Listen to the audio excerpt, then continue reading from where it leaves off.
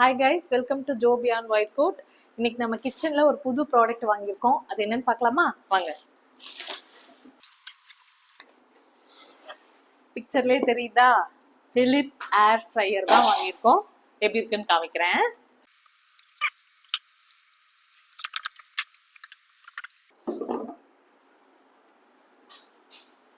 இதுதான் நாங்கள் வாங்கியிருக்கிற பிலிப்ஸ் ஏர் ஃப்ரையர்.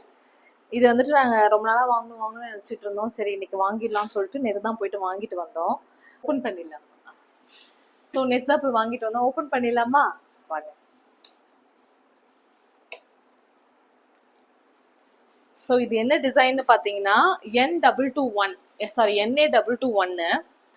இதில் வந்துட்டு என்ன மேஜர் ஃபீச்சர் என்னன்னு பார்த்தீங்கன்னா, இதை ஃபோக்கஸ் பண்ணுங்க.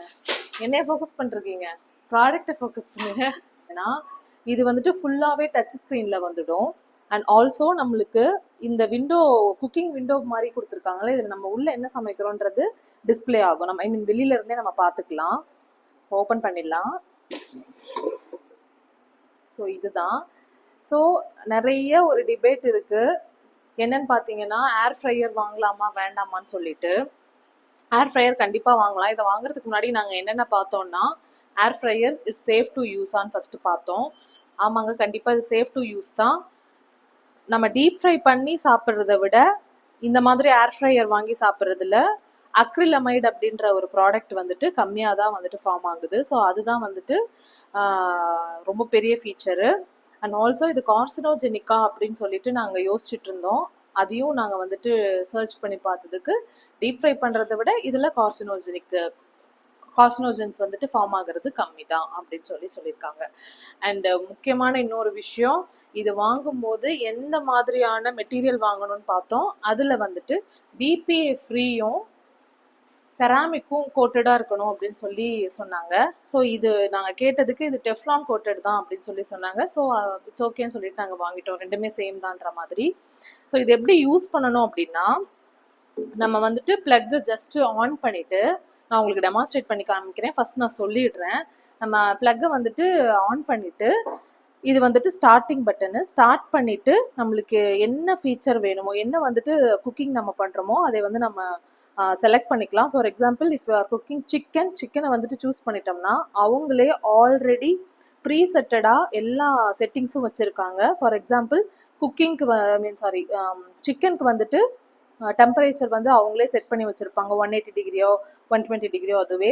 அண்ட் ஆல்சோ டைமிங்கும் வந்துட்டு அவங்க ஆல்ரெடி செட் பண்ணி வச்சுருக்கிறது தான். அது மாதிரி இது இங்கே கொடுத்துருக்கிற எல்லா ப்ராடக்ட்டுக்குமே டெம்பரேச்சர், டைமர் ரெண்டுமே அவங்க ப்ரீசெட்டடாக வச்சுருக்காங்க. ஸோ நம்ம இதை ஆன் பண்ணிவிட்டு என்ன குக் பண்ணுறோன்றத செலக்ட் பண்ணிவிட்டு, இது ரன்னிங் பட்டன் இதை கொடுத்துட்டோம் அப்படின்னா அது பாட்டுக்கு ரன் ஆக ஆரம்பிச்சிரும். ஸோ இதில் என்னன்னு பார்த்தீங்கன்னா, இங்கே மெஷர்மெண்ட் கொடுத்துருக்காங்களா? ஸோ இந்த 2 ப்ராடக்டை தவிர மற்ற எல்லாத்தையுமே நம்ம மேக்ஸிமம் இது வரைக்கும் ஃபுல் பண்ணிக்கலாம்.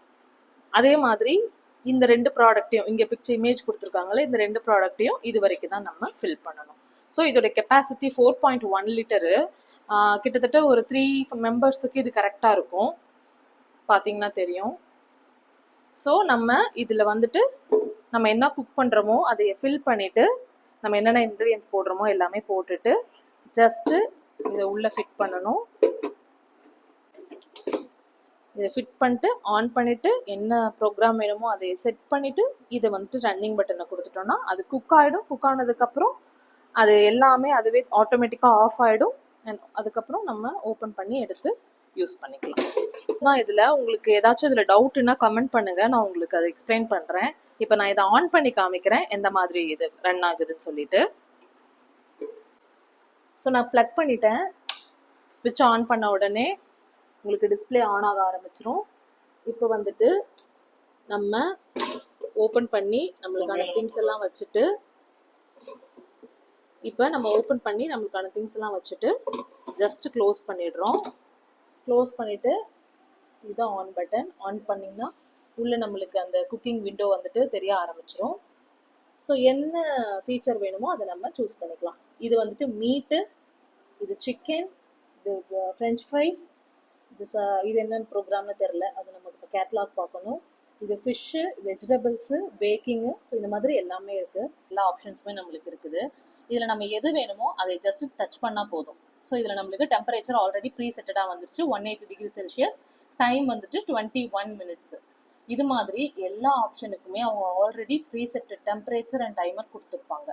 ஸோ இப்போ வந்துட்டு இது நம்ம ஃபார் எக்ஸாம்பிள் இப்போ ஃபிஷ் நான் டச் பண்ணுறேன். ஃபிஷ்ஷை டச் பண்ணால் 200 டிகிரி செல்சியஸ் 23 மினிட்ஸ். இது ரெண்டுத்துலேயுமே நம்ம டெம்பரேச்சரையும் மாற்றிக்கலாம், டைமரையும் வேணாம் அப்படின்னா மாற்றிக்கலாம். இது எப்படி செட் பண்ணிவிட்டு நம்ம இந்த கோ பட்டன் கொடுத்துட்டோம்னா குக்காக ஸ்டார்ட் ஆகிடும். சரிங்களா? ஸோ உள்ளே எதுவும் இல்லாதனால நான் ஆஃப் பண்ணுறேன். ஓகே, ஸோ அவ்வளோதான். இது வந்துட்டு இதோடைய ஓகே, இந்த மாடலோட நம்பர் வந்துட்டு NA221. இதுக்கு முன்னாடி மாடல் வந்து 9352 அந்த மாதிரி இருந்துச்சு. அதுதான் வந்துட்டு கூகுளில் அதிக ரேட்டிங் கொடுத்துருந்தாங்க.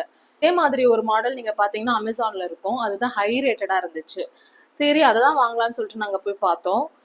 ஆனால் இந்த மாடல் அவங்க காமிச்சாங்க. நாங்கள் வந்துட்டு இது வந்து எங்களுக்கு அதுதான் வேணும்னு சொல்லி கேட்குறப்போ அதுலேருந்து வந்த நியூவர் வெர்ஷன் தான் இது அப்படின்னு சொல்லி சொன்னாங்க. சரி, ரெண்டுக்கும் என்ன டிஃப்ரென்ஸ்ன்னு கேட்டோம். அதில் வந்து இந்த குக்கிங் விண்டோ ஓப்பன் ஆகாது, உள்ள என்ன நடக்குதுன்றது வெளியில தெரியாது, நம்ம உள்ள என்ன குக் ஆகுது அப்படின்னு சொல்லிட்டு வெளியில பார்க்க முடியாது.